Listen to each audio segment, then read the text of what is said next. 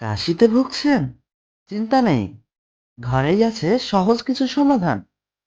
১ number, মধু ও গরম পানি।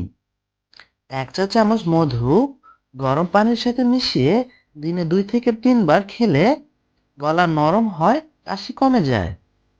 ২ number, আদা চা। আদা কুচি করে ফুটিয়ে চা বানান, চাইলে মধু মিশিয়ে নিন। এটি গলার জ্বালা কমাতে খুবই কার্যকর। ৩ নাম্বার, লবণ পানি দিয়ে গার্গল করা। গরম পানিতে সামান্য লবণ মিশিয়ে দিনে কয়েকবার গার্গল করলে গলার ব্যথা ও কাশি কমে যায়। ৪ নাম্বার, তুলসী পাতা।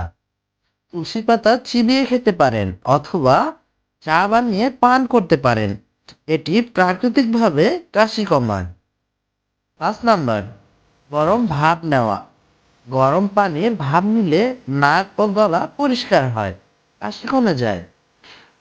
৬ নাম্বার, হলুদ দুধ।